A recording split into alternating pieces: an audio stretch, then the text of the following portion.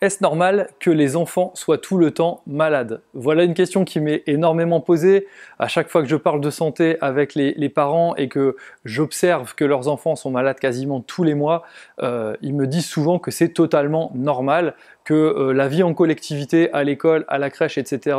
crée la propagation des microbes et autres, et que du coup c'est tout à fait naturel. C'est vrai que c'est une croyance, en tout cas une conviction collective de la société que les enfants sont beaucoup plus malades lorsqu'ils sont en collectivité et que c'est tout à fait normal qu'ils soient malades tous les mois, voire tous les 15 jours pour certains, si ce n'est toutes les semaines. Et en fait, j'avais envie de répondre à cette question en vidéo parce que selon moi, c'est un sujet extrêmement important. Bonjour à tous, pour ceux qui ne me connaissent pas, je suis Renaud Richer, naturopathe, coach, conférencier, formateur, concepteur de produits de santé naturelle et Papa Gaga, en fait, naturopathe tout-terrain. J'expérimente énormément de choses en matière de santé des enfants et d'ailleurs, si vous voulez aller plus loin avec moi sur ce sujet-là, je vous conseille de vous abonner à la chaîne YouTube si ce n'est pas encore le cas. Je vous invite aussi à télécharger le e-book sur les 7 raisons, en fait, qui fragilisent l'immunité de nos enfants et les rendent tout le temps malades pour que vous ayez des pistes de réflexion et déjà d'action à poser dès maintenant. Et puis, je vais revenir sur ce sujet justement.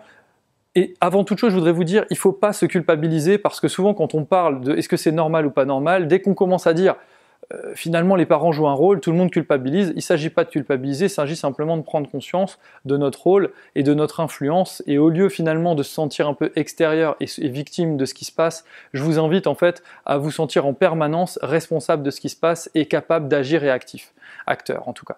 Donc voilà. Donc on y va. Est-ce que c'est normal que nos enfants soient tout le temps malades? Alors déjà, moi, quand c'est comme ça, ce que j'aime regarder, c'est est-ce que c'est une généralité absolue? C'est simple, sur la planète, il n'y a rien qui est toujours valable à 100% de tous les cas. Et quand j'observe les enfants qui sont supposés tout le temps malades, je vois quand même qu'il y a des enfants qui ne le sont jamais, voire très très rarement. Donc ça veut bien dire qu'il est possible que des enfants ne soient jamais malades ou presque pas malades alors qu'ils sont en collectivité. Je l'observe pour mes enfants, des enfants qui ont plusieurs années et qui aujourd'hui ne sont jamais malades. C'est-à-dire que on fréquente l'école, on fréquente les lieux publics, on fréquente d'autres enfants, ils n'hésitent pas à toucher les jouets, la tutude de je ne sais qui, etc. Et malgré tout, à jamais tomber malade. Je pense qu'il n'y a pas de hasard, je pense que tout ça est lié à des causes qu'il faut vraiment ajuster de façon à ne pas provoquer en fait la mauvaise santé de l'enfant. J'y reviendrai juste après. Je vous invite aussi à regarder le fait que l'enfant est neuf. C'est-à-dire que souvent on a le sentiment, avant en tout cas c'était le cas, que plus on vieillit, plus on risque de tomber malade. Avec l'âge, avec le vieillissement, avec la faiblesse immunitaire, avec la déshydratation, avec la malabsorption des nutriments au niveau intestinal, etc. etc. comme une sorte de fragilisation de l'humain avec l'âge, effectivement la difficulté de la vie aussi, qui pendant longtemps les gens avaient une vie très dure, qu'ont usé leur corps, naturellement ça les rendait beaucoup moins robustes à la fin lorsqu'ils avaient été totalement usés. Par contre, on est aujourd'hui dans un monde où clairement on n'a rien à affronter, on n'a pas de danger, on a très peu de choses à porter, on ne s'use pas physiquement, et donc finalement on devrait avoir une immunité au top du top.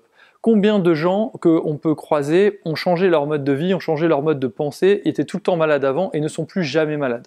Il m'arrive d'en croiser tous les jours. Bien sûr, il m'arrive de croiser aussi tous les jours des gens qui sont systématiquement tout le temps malades et qui bien souvent n'ont pas changé leur hygiène de vie, n'ont pas changé leur pensée et donc finalement adoptent le même schéma qu'avant et espéreraient un résultat différent. Pour l'enfant, c'est pareil.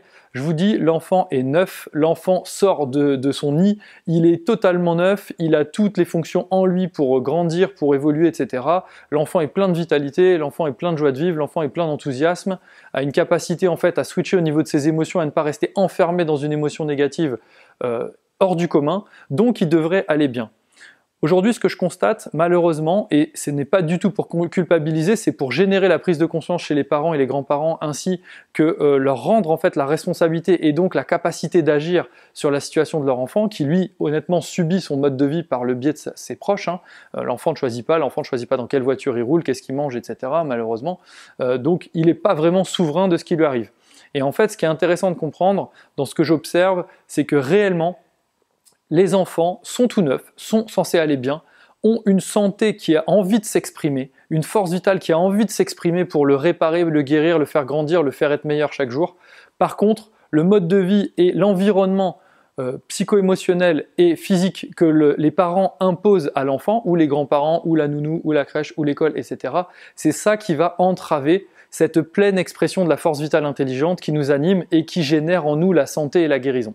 Donc il est fondamental en fait d'apprendre ensemble à améliorer en fait les causes qui peuvent entraver cette santé. On va arrêter, s'il vous plaît, de vouloir traiter ce qui ne va pas. On va arrêter, tout simplement, de créer des choses qui entravent la santé.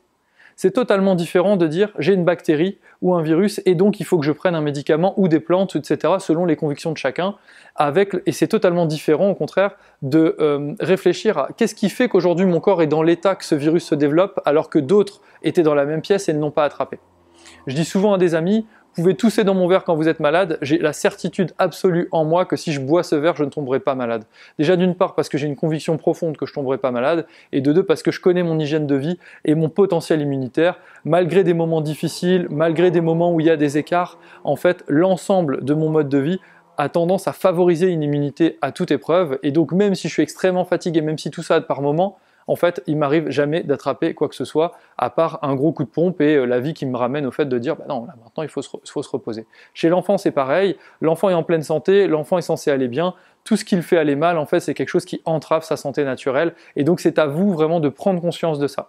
Je vais revenir vers vous avec des nouvelles vidéos, portant sur ces sujets-là pour vous aider vraiment à aller plus loin. Pensez à télécharger le e-book, pensez à liker la vidéo si elle vous a plu. Dites-moi en commentaire en fait si vous avez déjà rencontré cette problématique de l'enfant tout le temps malade et que vous étiez vous-même un petit peu raconté cette excuse que c'est normal par rapport à la collectivité et la présence en fait de contamination bactérienne et virale. Et puis surtout, je vous dis jusqu'à ma prochaine vidéo, continuez à croire en vos rêves. S'il vous plaît, prenez soin de vous, prenez soin de vos enfants, portez-vous bien et je vous dis à très vite les amis.